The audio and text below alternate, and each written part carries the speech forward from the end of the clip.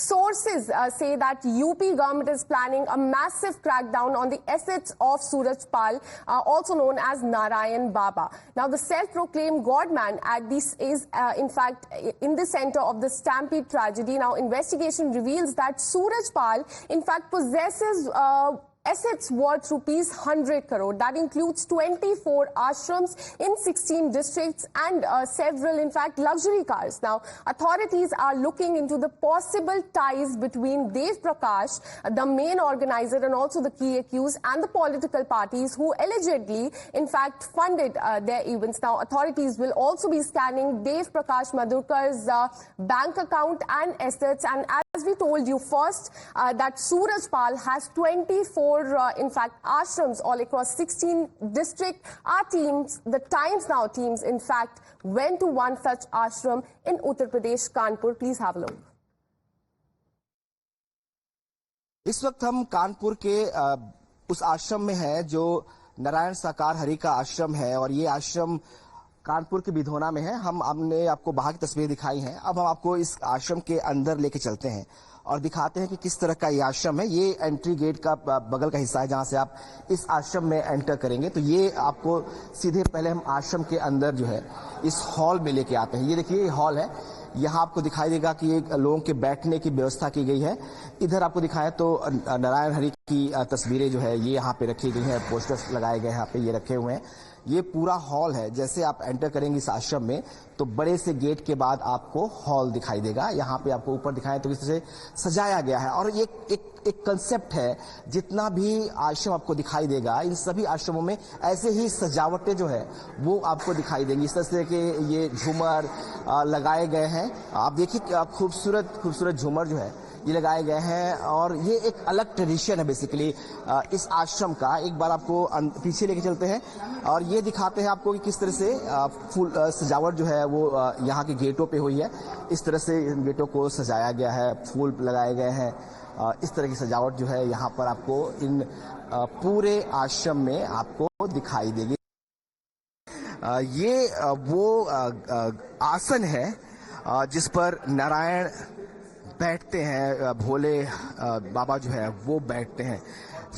जो भक्त है, जो सेवादार है, उनका कहना है कि वो यहाँ पर अभी नहीं आए हैं। लेकिन ये देखिए एक गद्दी जो है वो बनाई गई है, सफेद इस पर तौलिया बिछाया गया है।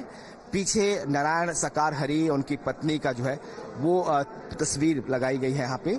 ये पूरा हिस्सा ऐसा है जहाँ पर किसी और को जाने की कोई भी इजाजत नहीं है। इसके ठीक बगल में आपको एक झूला दिखाते हैं जो नारायण हरि का झूला है और कहते हैं कि इसी झूले पर नारायण हरि झूला झूलते हैं। Now, meanwhile, 4 days after the incident, Bhole Baba broke his silence, expressing grief and, in fact, condoning the deaths. He urged the people to have faith in government and administration and ensured that anyone who's this kiosk in Hathras would not be spared. Now, earlier, he had issued a statement through his lawyer and sought to, in fact, pin the blame for the incident on certain anti-social elements. Listen in. हम 2 जुलाई की घटना के बाद बहुत ही व्यथित हैं। प्रभु हमें बस संगत को इस दुख की घड़ी से उबरने की शक्ति दें। सभी शासन एवं प्रशासन पर भरोसा बनाए रखें। हमें विश्वास है जो भी उपद्रवकारी हैं वो बख्शे नहीं जाएंगे। But what has now stoked the political controversy, in fact, is a statement that has now come from a Congress leader, Udit Raj, who has ridiculed the victims of the tragic stampede. Udit Raj is saying that, in fact, the people who are superstitious and believe that the dirt from Baba's feet will bring good luck to them attended the satsang. He also went on to say that the people should be, in fact, cured of such mentality. Listen in. People who believe in superstition, dogmas, they are made after, and the government of the day, be it the central government, state government, must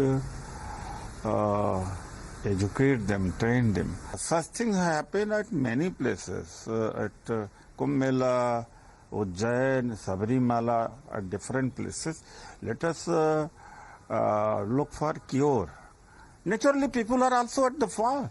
चरण की धूल पाने के लिए क्या इसे are they going to get a job, are going to get the education, are they going to get some health benefit? Ram Gopal Yadav ji ने जिस प्रकार से हाथरस को केवल एक हादसा बता दिया था और बोला ऐसे हादसे होते रहते हैं, उसके बाद इंडिया अलायंस के एक और नेता उदित राज जो कि कांग्रेस के प्रत्याशी रहे लोकसभा में, वो तो एक कदम आगे जाकर उन पीड़ितों का मखौल उड़ाते हैं, मजाक उड़ाते हैं, कहते हैं ये अंधभक्त की तरह थे, ये डिजर्व करते थे, उन पर ही दोष मढ़ते हैं, कहते हैं कि ये पीड़ित ही जिम्मेदार हैं अपनी इस पूरी स्थिति के लिए। ये दिखाता है कि एक तरफ तो राहुल गांधी फोटो ऑप का ड्रामा करते हैं और दूसरी तरफ इंडिया अलायंस के नेता उन्हीं पीड़ितों के जख्मों पर नमक रगड़ने का काम करते हैं। But the opposition has now stepped up the attack on the Yogi government and also the Prime Minister, saying that people visit such Babas because the government has failed to create employment opportunities for them and left them reeling under poverty and inflation. Listen in.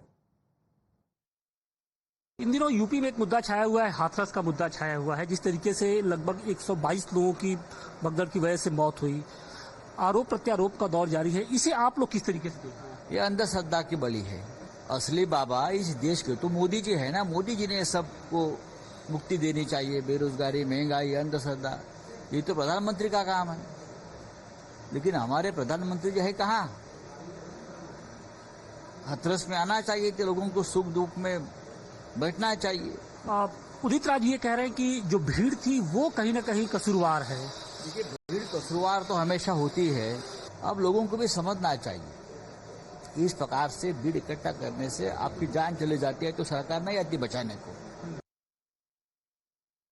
Now in UP there are two Babas in question in this matter, and let me tell you, BJP is trying their level best to coin this as an accident. It is not an accident. It is murder by negligence, and in this murder by negligence of these innocent women and children, both the Babas of Uttar Pradesh are liable. Both should be brought to book. One is Jogi Baba because of his administrative and police incompetence, and the other one is Bhole Baba who organized this satsang. And both the Babas, Jogi Baba and Bhole Baba, should be brought to book because in this matter accountability needs to be fixed.